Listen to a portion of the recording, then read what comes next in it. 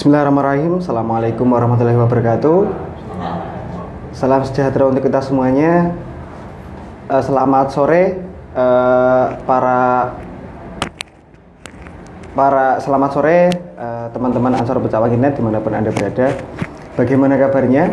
Semoga puasa dilancarkan ya di hari Ramadan kali ini walaupun masih dalam keadaan corona begitu.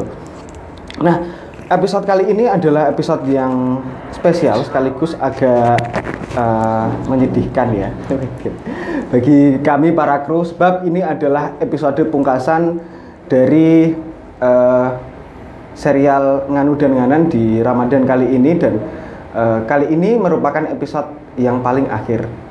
Nah, karena hari ini adalah hari yang sangat spesial, tentunya kami juga mengundang tamu yang sangat spesial, yaitu adalah beliau Mas Nur Effendi dari Persatuan Wartawan Indonesia. Yeah. Selamat datang Mas Pendi. Yeah. Assalamualaikum. Salam. Sehat Mas G? Alhamdulillah. Walaupun tadi agak macet-macetan Mas G, yeah, di jalan, alhamdulillah bisa mampir ke sini. Nah, selain itu juga kami akan membahas satu tema yang amat menarik ya. Kawan-kawan, yaitu adalah tentang pemilu 2024 dan hal-hal yang belum usai. Tentu kita di sini tidak hanya sekedar akan membicarakan soal sosok atau orang yang dianggap ideal untuk memimpin sebuah daerah, tetapi juga kita akan melihat bagaimana sepak terjang orang tersebut, dan kemudian kalau memang dirinya itu memiliki warisan-warisan terdahulu, misalkan kayak bupati sekarang itu, apakah kemudian itu menjadikan isu tersendiri untuk memilih kedepannya sebagai sebuah pemimpin begitu. Nah, untuk mengawali diskusi kita pada sore hari ini, saya akan memberikan satu pertanyaan yang cukup simpel sebetulnya, Mas. Pemilu 2024 ini kan sudah agak gila-gilaan ya Mas ya, gencarannya begitu. Bagaimana kemudian dengan pilkada itu sendiri, khususnya di daerah Pati? Monggo untuk dijawab. Ini apa ya? Kalau soal pemilu ini yang lagi rame ini soal pemilu nasional ya. Yeah. Yang pilkada masih belum begitu mengemuka. Okay. Bahkan di Pati aja yang katanya itu kota yang selalu ramai ketika pilkada itu belum begitu bergeliat soal itu, walaupun pembicaraan sudah mulai tapi belum begitu menghangat gitu. Nah, saat ini masih pada proses-proses yang memantapkan wacana, saya pikir itu. Di tingkat elit, kemudian di tingkat bawah juga seperti itu. Dan mungkin saja ada beberapa tokoh yang mulai cek sound lah begitu. Cek ombak ya Mas ya. Gitu. Kalau untuk ini Mas,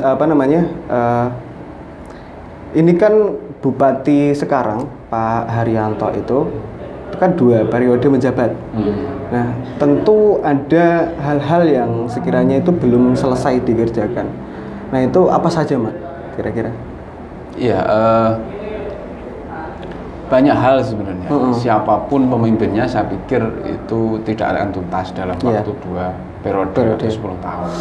Karena memang apalagi kalau ngomong Pati ya, Pati itu luasnya relatif besar ya, 21 kecamatan, 406 desa dan kelurahan. Ini kan tidak sempit ya. Lain mungkin dengan daerah tetangga kan begitu. Nah, cuman ada berbagai hal yang saya kira perlu penekanan untuk proyeksi ke depan ketika nanti ada tokoh-tokoh yang berminat untuk kemudian memimpin atau mendandani Pati yang lebih baik begitu. saya nggak akan ngomong soal infrastruktur ya. Saya pikir di semua daerah sama, gitu. Sama gitu loh. Tapi saya justru ngomong soal sumber daya manusia, kemudian sumber daya alam, pengelolaannya, atau potensi-potensi yang ada di daerah. Nah ini yang kemudian bisa kemudian dieksplor, saya pikir dari tokoh-tokoh yang ingin apa namanya menjadi atau mengelola padi ke depan. Jadi tidak hanya kemudian berpikir infrastruktur ya, mohon maaf ya, kalau kita ngomong soal serapan anggaran saat ini kan selalu saja itu. Saya juga kadang agak gimana gitu kan, agak apa nggak enak juga ketika tahu ya, kita tahu serapan anggaran hanya didasarkan pada indikasi infrastruktur. Ini kan repot juga. Semuanya infrastruktur. Oke lah, infrastruktur itu memacu kemudian bangkitnya ekonomi, kemudian sektor-sektor yang lain. Iya. Tapi kemudian di sektor lain juga harus berbarengan. Misalkan pendidikan, kesehatan, kemudian sosial, budaya, apalagi yang khusus pemberdayaan masyarakat, terutama yang UMKM. Oh, gitu. Ya, menarik. Perbincangan kita sore hari ini, tapi satu hal Mas, berarti penekanan tadi adalah soal potensi dari wilayah tersebut, kayak misalkan di daerah Juwana yang memang memiliki potensi perikanan yang lumayan besar, kemudian di daerah-daerah lain yang kemudian apa namanya memiliki potensi untuk di daerah pertanian. Nah, akan tetapi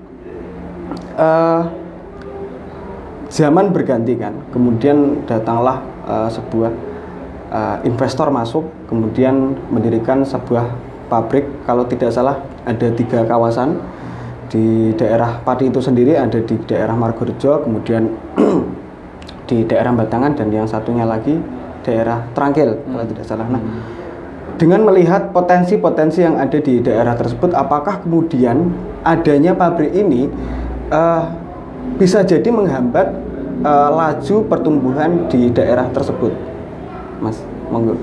Kalau ngomong potensi, iya. Tapi kalau ngomong soal apa namanya penyerapan tenaga kerja, kemudian pengentasan kemiskinan jangka pendek, arti begitu, iya, itu juga berpengaruh gitu loh. Artinya apa?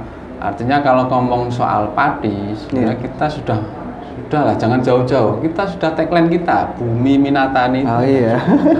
Itu potensi besar. Artinya apa? Padi misalkan soal apa namanya kelautannya sudah kita itu garis pantainya 60 km. Itu besar sekali, itu panjang sekali. Kemudian potensi perikanan yang apa namanya perikanan tangkap. Betapa kapal-kapal kita itu lebih leading dari kapal-kapal daerah lain misalkan seperti itu. Nah, kemudian bagaimana misalkan industrialisasi itu muncul untuk mendukung itu gitu. Mungkin pengolahan sektor perikanan, kemudian yang lain sebagainya. Dari hulu sampai hilir saya pikir bisa digarap soal itu. Nah, ini butuh apa namanya saya pikir tokoh-tokoh ahli-ahli yang bergerak di bidang itu akan lebih tahu itu. Yang kedua soal apa namanya pertanian. Pertanian ini kita itu selalu surplus ya dalam apa namanya dalam data BPS itu. Jadi kalau kita lihat data BPS itu tahun 2020 saja itu kita itu luasan panen kita itu 110.000 hektar lebih. Kalau dikonversi jadi beras itu sekitar 300-an ribu ton. Ya, ini luar biasa. Gitu. Artinya ketika ini tidak digarap sektor apa namanya usahanya mulai hulu ke hilirnya, ini petani ya akan seperti ini terus. Ya, jadi bagaimana kemudian yang kesulitan sekarang itu kan yang terjadi itu petani itu kesulitan mengakses ke Bulog misalnya. Itu satu contoh misalkan. Nah ini dengan apa namanya misalkan spesifikasi apa berasnya tidak sesuai dengan spek. Nah ini bagaimana kemudian apa namanya pemerintah untuk mendorong kemudian apa membuat semacam inovasi kebijakan yang bisa untuk mendorong itu. Yeah. Jadi kayak semacam kalau apa namanya, kalau perlu misalnya bikin holding company saja yang kemudian itu bisa mengelola dari hulu ke hilir soal pertanian itu. Ya, amat menarik sekali ya.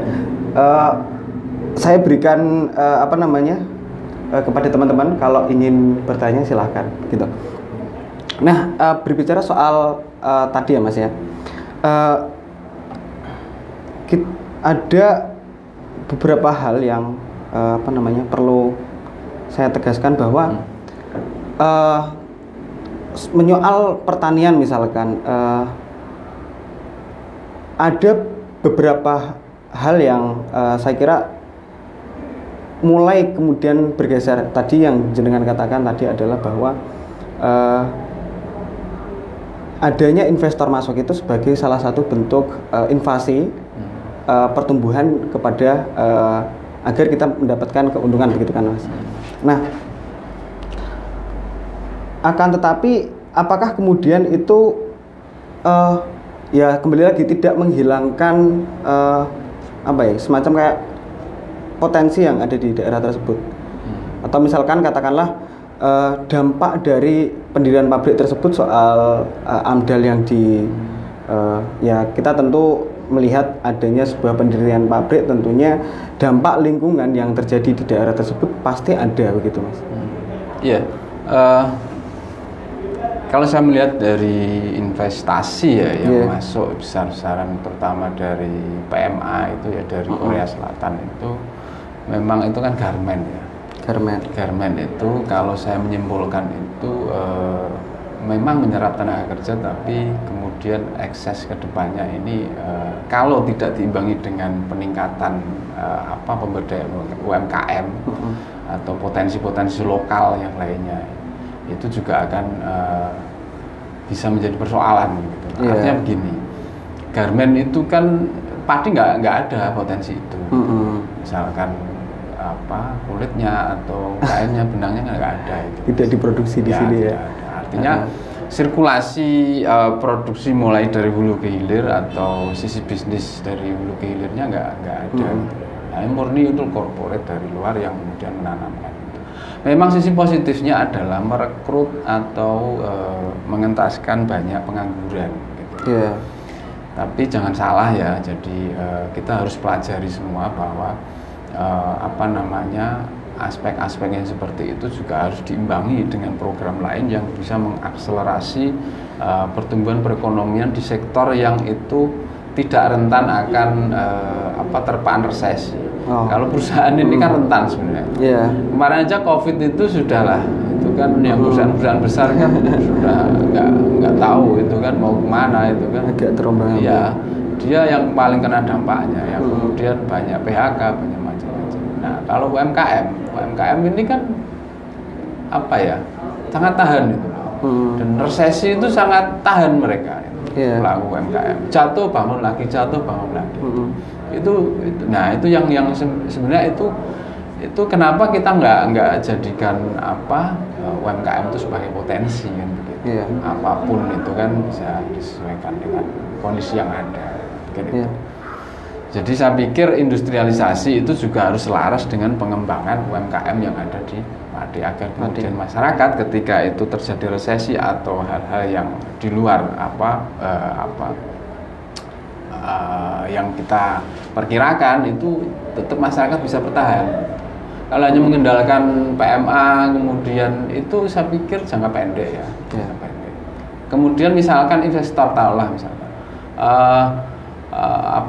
sudah menganggap di padi itu nggak kondusif, katakanlah dia pindah kan, ya kan nggak ada yang bisa memboboti kan gitu, coba pindah gitu. Nah, saya sudah nggak betah di sini kan, gitu. Keuntungannya sudah habis gitu. Misalkan hitung-hitungan ekonomi juga juga seperti itu. Belum nanti bisnis yang merosot atau bagaimana, belum nanti ada resesi. Kemarin sudah kena resesi, COVID, ini nggak tahu ke depan seperti apa kan, kita juga nggak tahu. Tapi kalau UMKM itu kan sudah tahan banting ya Mas ya, gitu. Istilahnya seperti itu. Dan itu semua bisa multiplier efeknya lebih nyata UMKM itu. tonggo nih, temennya, wah iya, keluarganya, sanak saudara, mungkin bisa saling support satu sama lain. Nah, kalau misalkan ibaratnya kan dia investor itu kalau udah tidak ada ya sepahnya lagi untuk diserap itu kan dibuang istilahnya kan begitu. Nah, ada tidak upaya untuk pencegahan agar sepahnya itu ketika dibuang itu tidak jelek-jelek amat gitu loh Mas? Istilahnya begitu. Bisa ya itu. Jadi apa ya? Kalau pemerintah sekarang kan sudah terbuka ya. Terbuka artinya begini. Dia membuka potensi ya. Bukan hanya potensi alam, tapi juga potensi mungkin UMR rendah itu juga potensi loh. Oh iya, jelas. Jadi menarik investor, terus kemudian harga tanah murah itu juga potensi. Tapi bagaimana kemudian itu potensi itu kemudian kita tawarkan ke berbagai investor yang itu saya pikir bisa saling melengkapi. Kalaupun satu ambruk, satu kemudian dia membuang sepah saja terus kemudian pergi, itu kemudian masih ada yang mengisi lagi. Iya, gitu. Itu kayak di berbagai daerah seperti itu gitu. Kayak di Kendal itu sudah mulai menggenjot itu di semua investasi. Tapi sekali lagi ya industrialisasi juga harus diantisipasi ya kaitannya dengan konservasi alamnya. Jadi pembangunan berkelanjutan yang dicanangkan pemerintah itu jangan sampai kemudian kalah dengan program investasi yang ngawur. Ini yang sulit Mas sebetulnya Mas. Ya, disadari atau tidak itu menurut saya ketika saya itu kan kebetulan di Semarang masih sekolah Mas.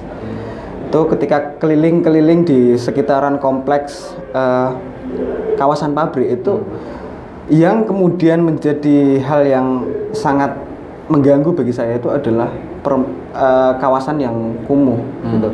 Kemudian daerah-daerah yang ada di sampingnya itu juga akan merasakan hal yang sama dengan apa yang ada di sekitaran tersebut. Misalkan soal debu, kemudian soal air yang kemudian bisa jadi mengkeruh begitu dan sebagainya. Nah, untuk hal ini apakah kemudian komitmen besar dari pemerintah akan memberikan sanksi tegas misalkan dari pihak pemerintah kalau misalkan tidak taat soal AMDAL akan dicabut izinnya atau sanksi-sanksi yang lain? Ini saya pikir berlaku ya di banyak daerah. Saya melihat seperti itu. Di Pati juga seperti itu ya. Jadi penegakan hukumnya itu masih relatif rendah. Dalam arti begini ya, dalam AMDAL jelas kan di situ kan pasti ada rekomendasi yang harus dilakukan misalkan kalau itu berkaitan dengan lingkungan. Nah, ketika tidak ya jelas ada konsekuensi yang harus dilalui. Nah, ini yang kadang-kadang memang ketegasan ini yang belum kita lihat gitu. Jadi akhirnya muncul seperti itu dampak-dampak kepada masyarakat. Kayak yang di yang di arah Juwana kan juga begitu kan, bau gitu kan. Itu juga sampai sekarang juga agak mending lah sekarang lah. Nah, dulu itu sebelum ada yang menyampaikan kemudian pemerintah turun itu juga luar biasa. Artinya kalau menurut saya itu adalah keberadaan dari adanya sebuah pabrik itu sesuatu yang oleh masyarakat biasa itu kan tidak bisa kita duga Mas ya. Datangnya begitu saja oleh kebijakan pemerintah. Misalkan ada dari beberapa orang misalkan kalau untuk menolaknya juga kalau misalkan dia perkumpulannya cuma sedikit juga agak percuma. Begitu. Apakah sudah ada pertanyaan? Masuk? Saya bacakan dulu Mas. Kita ke pertanyaan dari netizen dulu Mas. Iya, monggo. Biasanya ini netizennya agak punya suara-suara nyaring. Nah, ini dari pertanyaan dari Mas Abu Rifai, saya bacakan. Benar memang mau siapapun pemimpinnya, bahkan jika masa kepemimpinannya seumur hidup, pasti akan senantiasa ada hal-hal yang tidak usai. Pertanyaan kemudian, seberapa jauh atau banyak ketidakselesaian itu berangkat dari hal-hal yang dijanjikan atau dicanangkan bupati. Itu. Dalam konteks daerah ya, sebenarnya yang menjadi leader itu bukan hanya eksekutif ya, bupati, tapi juga ada yang namanya legislatif. Nah ini yang kemudian ketika fungsi-fungsi eksekutif dan legislatif ini jalan, saya pikir apa yang kurang misalkan dalam sebuah kebijakan eksekutif itu akan bisa didorong oleh legislatif. Nah maksud saya begitu. Jadi kadang-kadang begini, makanya masyarakat itu perlu butuh ikut andil dalam pembangunan, dalam mendorong akselerasi ini perekonomian dan lain sebagainya. Itu juga bisa lewat politik sebenarnya. Nah ini yang kadang-kadang teman-teman itu bilang begini, politik itu kotor, ngapain kita sudah terima. Tapi ketika jalannya elek itu mesti yang ditagih dia ini DPR, dia ini kepala DPU-nya lah seperti itu. Tapi dia nggak mau kemudian ikut mengawal politik itu. Artinya apa? Stigma politik yang kejem itu atau yang kotor itu sebenarnya bisa kita isi dengan orang-orang yang punya pemikiran cemerlang, punya kiprah yang lebih baik. Itu akan bisa memberikan warna pada daerah. Artinya apa? Artinya di sini membangun suatu daerah itu tidak hanya butuh eksekutif atau bupati yang bisa mengeksekusi kebijakan tertentu. Tapi ketika kebijakannya itu agak melenceng ataupun belum dilakukan, maka butuh dorongan dari kalangan legislatif atau yang biasa kita sebut wakil rakyat itu. Gitu ya. Jadi aspirasi masyarakat bisa kita sampaikan di situ, kemudian dibahas, dikomunikasikan, kemudian diformulasikan dan direncanakan menjadi kebijakan dalam gitu. Akan tetapi Pak Mas Nyun Sewu dalam prakteknya itu kayaknya kok agak susah sekali.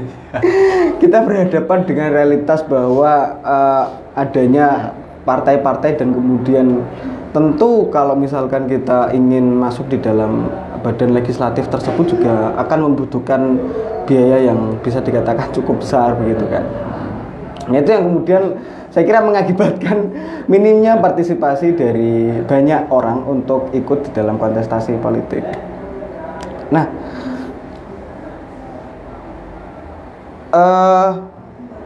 saya ada pertanyaan Mas, tapi ini agak berseberangan dengan topik-topik kita soal ini Mas, banjir Mas. Nah, itu kan di daerah Juwana sering terkena adanya banjir begitu kan ya, katakanlah banjir setiap kali ada musim hujan yang cukup lama kemudian luapan air naik dan akhirnya banjir. Nah, selama pemerintah ini menjabat, ada tidak jenengan melihat upaya-upaya yang dilakukan oleh bupati atau pemerintah terkait untuk menanggulangi hal tersebut, gitu? Upaya sebenarnya banyak ya, saya akan melihat. Jadi kalau misalkan bupati yang Pak Haryanto ini 2 periode ini juga banyak sekali beliau itu memang mendesak dan memang akhirnya kemudian dilakukan oleh pemerintah pusat dalam hal normalisasi Sungai Juwana. Jadi kalau Sungai Juwana itu kan kewenangannya dari pemerintah pusat memang. Kalau daerah BWS itu. Ya, itu kepanjangan dari pemerintah pusat. Sehingga daerah hanya bisa mendorong. Nah, daerah yang bisa dilakukan adalah dia membantu kemudian menata landai yang ada di sekitar, sosialisasi dan kemudian menata sungai-sungai, anak-anak sungai yang kemudian masuk ke situ. Ada puluhan atau bahkan ratusan itu anak sungai yang masuk. Nah, hanya saja. Jadi kalau soal ngomong banjir ini sebenarnya butuh sinergi bersama ya, bukan hanya pemerintah. Agak susah kalau kita memang membebankan pemerintah ya. Kita harus fair saja gitu, karena bebannya cukup berat. Artinya apa? Artinya begini ya. Taruhlah satu contoh misalnya, pemerintah ngeruk sungai, tapi kemudian yang di atas pola masyarakatnya itu ya wis isih kemudian buang buka sampah sembarangan. Iya, buang sampah, buka lahan untuk tanaman semusim, akhirnya kemudian air itu kemudian menjadi air permukaan, air hujan itu turun kemudian menjadi air permukaan, tidak bisa terserap, akhirnya sudah gelontor aja, akhirnya ke kali gitu, ke laut, akhirnya kali yang sudah dinormalisasi, barusan dinormalisasi, akhirnya kemudian ada air yang bercampur lumpur, sampah dan lain sebagainya, akhirnya kemudian sedimentasi naik lagi begitu kan. Nah, maksud saya yang sinergitas bersama itu di situ. Kalau beban untuk pemerintah maka susah. Nah, justru pemerintah yang bisa mendorong itu adalah kebijakan-kebijakan yang berwawasan hijau menurut saya. Artinya apa? Artinya misalkan kalau ngomong soal kebijakan RTH, ya, ruang terbuka hijau, itu harus konsisten, misalkan gitu. Jangan kemudian katakanlah mohon maaf ya, sawah kemudian ini mau dibikin taman gitu. Padahal sebenarnya sawah produktif gitu. Dibikin taman, ini kan RTH juga, iya RTH juga, tapi kemudian di sana tamannya itu banyak sekali ini cor-corannya begitu, sama aja kan begitu kan. Nah ini satu hal. Yang kedua adalah soal kebijakan RT/RW itu. Jadi rencana tata ruang dan wilayah itu. Jadi ini harus konsisten begitu. Jadi misalkan wilayah ataupun kawasan yang memang tidak bisa ataupun yang rawan ketika itu dialihfungsikan, ya sudah jangan dialihfungsikan kan begitu kira-kira gitu. Jangan kemudian memaksakan, karena itu nanti akan bertentangan dengan program presiden yang sekarang ini adalah pembangunan yang berkelanjutan, Sustainable Development Goals. Permasalahannya adalah ketika terjadi banjir di satu daerah itu kan akan kemudian menyebabkan permasalahan yang berkelindan, Mas. Terutama misalkan apalagi kalau misalkan daerah tersebut memiliki potensi banyak warganya di sana yang bergantung diri kepada pertanian. Adanya banjir kemudian menyebabkan sawah tergenang, akhirnya kemudian gagal panen. Belum lagi masalah kesehatan yang kemudian dampak-dampak yang ditimbulkan oleh banjir itu sendiri begitu. Ya kalau ngomong soal banjir memang dampaknya luar biasa ya, baik secara ekonomi, sosial, budaya itu besar. Dan memang kalau kita petakan itu banjir itu yang sering datang itu kan di aliran di sekitar Sungai Juwana. Sekitar Sungai Juwana. Mulai kalau misalkan dari atas mulai Sukolilo, Kayen sampai kemudian ke bawah di Juwana gitu. Nah, itu selama ini sebenarnya masyarakat itu sudah terbiasa dan kemudian akhirnya dia punya kearifan lokal untuk kemudian mengelola kehidupannya. Mulai dari ternak, mulai tanam saja itu kemudian dia bisa kira-kira kok banjirnya tahun bulan ini gitu. Diperkirakan sampai kemudian seperti itu gitu. Nah, artinya apa? Artinya bukan kemudian kita masyarakat tingkat mitigasinya sudah baik, sudahlah nggak usah diurus, bukan begitu maksudnya. Tapi bagaimana potensi itu, mitigasi yang seperti itu kemudian kita kolaborasikan dengan program pemerintah yang bisa mendorong mereka untuk tidak terpuruk gitu. Ketika misalkan MT 1, 2 dia dapat, kemudian MT 3 kena banjir gitu, atau mungkin MT 2 kena banjir, itu pasti rugi kan. Nah, bagaimana kerugian itu kemudian pemerintah mengcover itu, ikut mengcover, dan itu sudah dilakukan. Artinya itu program-program yang insidentil saya pikir. Tapi bagaimana kemudian mengajak masyarakat untuk kemudian ini ketika ada sempadan sungai jangan ditanami dong begitu loh. Karena ini nanti akan berpotensi untuk rusak gitu. Sungainya rusak, banyak sedimentasi mudah, akhirnya banjir. Nah, kira-kira hal-hal yang seperti itu yang masih kurang masif kita lakukan. Pemerintah juga belum bisa memberikan contoh. Artinya begini, law enforcement-nya, katakanlah misalkan seperti ini. Ini wilayah sempadan sungai, ya sudah sempadan sungai. Ini mau saya kasih tanggul, ya sudah saya kasih tanggul. Gitu. Nah, ini yang kemudian tanpa harus kemudian tindakan represif, masyarakat saya pikir bisalah diajak kemudian komunikasi. Artinya bagaimana kemudian diajak ini bareng-bareng bersama, kemudian kita bisa misalkan relokasi yang memang di area yang memang layak dan sesuai dengan keinginan mereka. Keinginan misalkan begini ya, kalau petani, maaf ya, kalau nelayan misalnya, nelayan kemudian salah satu contoh ini ya, kayak dulu itu kan sempat ada ya penggusuran di pinggir-pinggir Kali Juwana ya, ada daerah itu. Tapi kemudian mereka direlokasi di rumah susun gitu. Nah dari sisi mata pencarian dan budaya dan lain sebagainya, mereka nggak terbiasa di rumah susun. Oh iya jelas.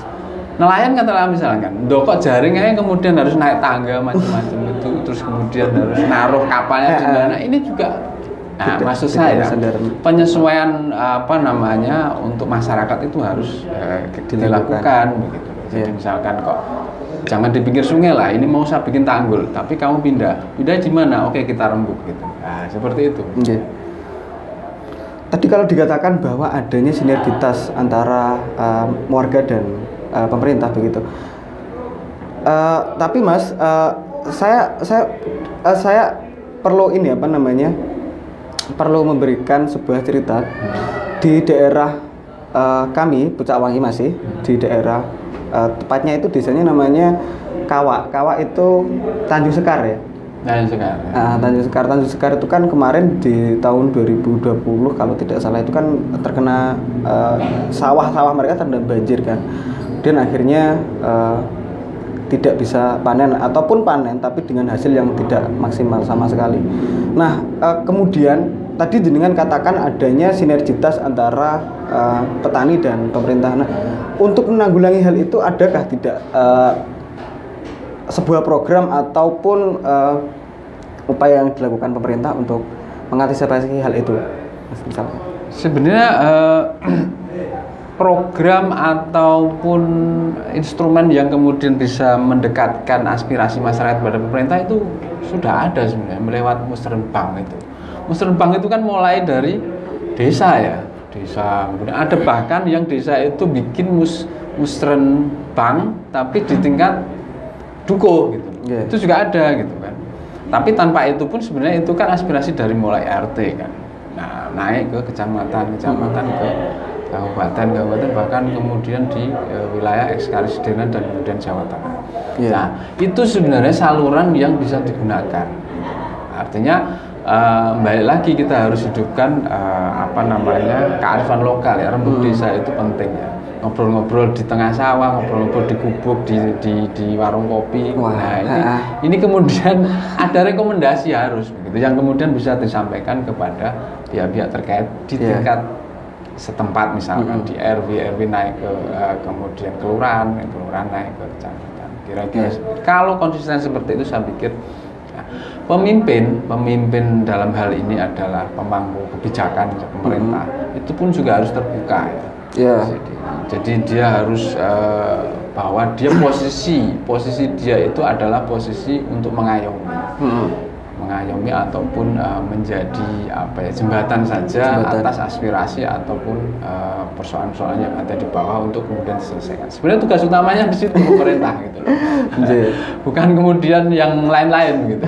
Apapun itu dalam segi infrastruktur, jalan rusak ya dilayani lah gitu. Kemudian nggak ada pekerjaan dilayani lah gitu. Investasi, kemudian dorong UMKM misalnya, banyak hal. Nah, ketika pemahaman itu kemudian dilakukan, nah itu akan masyarakat dengan pemerintah saya pikir bisa sinergi. Dikandani ya gampang masyarakat, mereka juga terlayani gitu. Nek dalane amoh dikandani ping 50 pun nggak akan mau. Dalan amoh ya Pak, gitu kan kira-kira begitu. Dengan warga itu memang harus kayaknya susah-susah gampang gitu Pak. Kalau tidak ada sesuatu yang diberikan terlebih dahulu ya bisa jadi kemungkinan besar warganya akan tidak respect begitu dengan pemerintahnya. Tapi kira-kira perbincangan kita sudah ini ya Pak, banyak sekali ya, dari tadi investasi, kemudian adanya banjir, kemudian nah dari kesekian banyak hal-hal yang kita bahas tadi, ada tidak sesuatu hal yang memang menjadi sorotan utama jenengan yang perlu dijadikan sebagai salah satu acuan untuk menilai padi ini, bahwa pemimpin itu harus memiliki jiwa kepemimpinan yang sesuai gitu. Kesan saya ya, kesan saya kesan. di padi itu selama ini itu sampai sekarang yang masih menurut saya harus diperjuangkan adalah kebencanaan ya. Karena itu kenapa nggak yang lain? Karena kebencanaan ini sebuah bisa jadi persoalan yang bisa menghambat sisi-sisi yang lain, ekonomi, sosial, budaya, dan lain, pendidikan dan sebagainya. Artinya apa? Artinya untuk konsep pembangunannya saja kita susah ketika misalkan banjir itu tidak teratasi. Coba kita lihat bersama ya.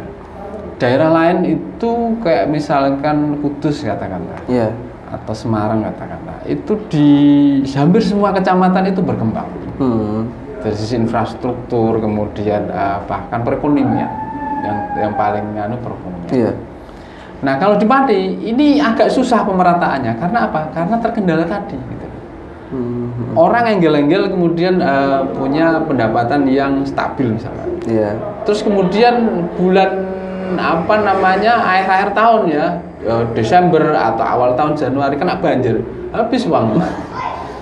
Habis uangnya. Minimal orang yang kena banjir, rumahnya terendam banjir, itu ngecat minimal ngecat itu duit atau enggak kan begitu, kira-kira begitu. Belum lagi kalau misalkan kasurnya ada di bawah gitu dan kemudian terkena, dan itu kan perlu makanya recovery lagi. Artinya keseimbangan ekonomi akan goyang dia dengan adanya bencana tersebut pasti itu. Nah ketika misalkan itu bisa teratasi, maka pembangunan ataupun pemerataan ekonomi akan lebih baik. Katakanlah beginilah, investor kasihlah di daerah selatan, apa mau mereka? Pikir-pikir mereka gitu loh, karena banjir gitu loh. Nah ini kan hal-hal yang menarik sebenarnya, harus diselesaikan untuk memimpin ke depan itu, bisa nggak itu? Karena Pati itu sebenarnya lembah itu loh, tapi lembah subur gitu loh, lembah yang punya potensi, diapit oleh Gunungan Kendeng di selatan dan kemudian Gunung Muria di utara gitu.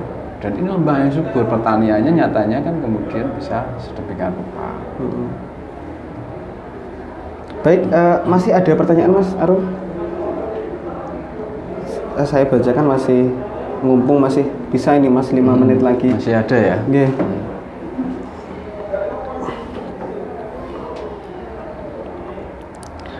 Ada pertanyaan dari jenengku Cafe Ansori. Pak, sebenarnya saya lebih mempertanyakan seberapa jauh elektabilitas KPU daerah dalam mengadakan pilkada. Mengingat banyak sekali kasus-kasus skandal suara di beberapa daerah di negara Wakanda katanya, Pak. Maksudnya elektabilitas KPU itu? Mungkin yang dimaksud itu bukan elektabilitas, tapi kredibilitas. Oh, kredibilitas. Iya. Saya kira kalau sekarang itu kan sudah ada sistem ya. Ada sipol, terus kemudian ada, jadi semuanya pakai sistem ya. Kayak misalkan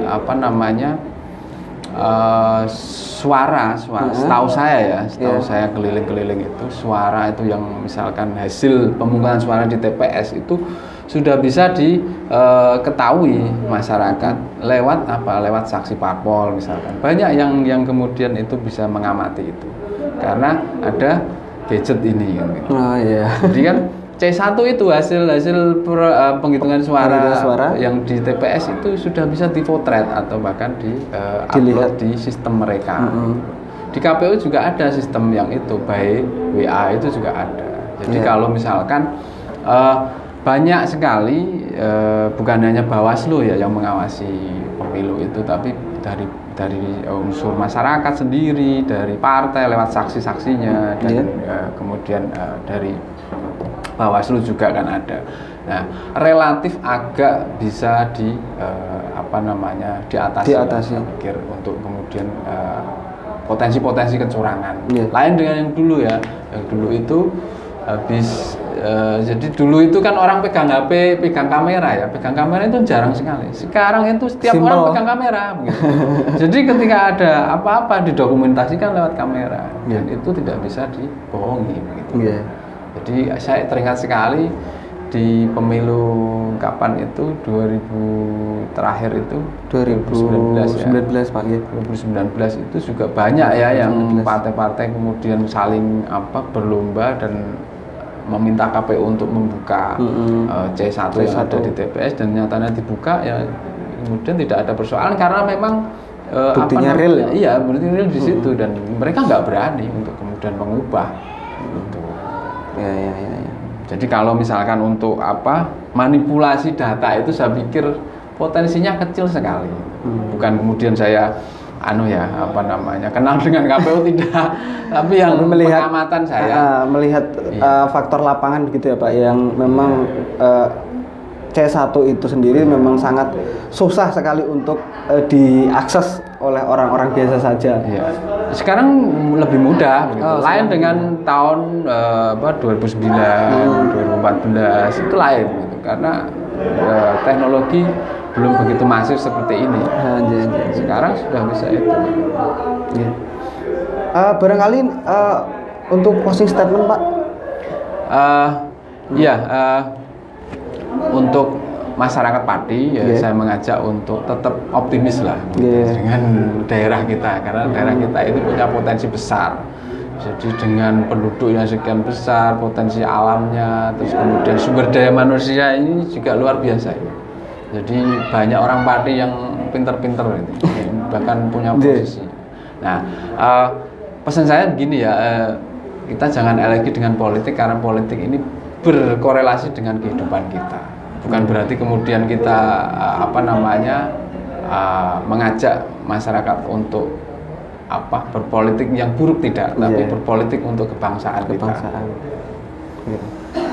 Begitu pesan yang bisa kita ambil. Kami juga mewakili kru yang bertugas, mohon maaf dengan sebesar-besarnya karena ini adalah episode pungkasan. Wallahul muwaffiq ila aqwamit thoriq. Wassalamualaikum warahmatullahi wabarakatuh. Salam warahmatullahi wabarakatuh. Mas, ngapunten loh Mas, rada beli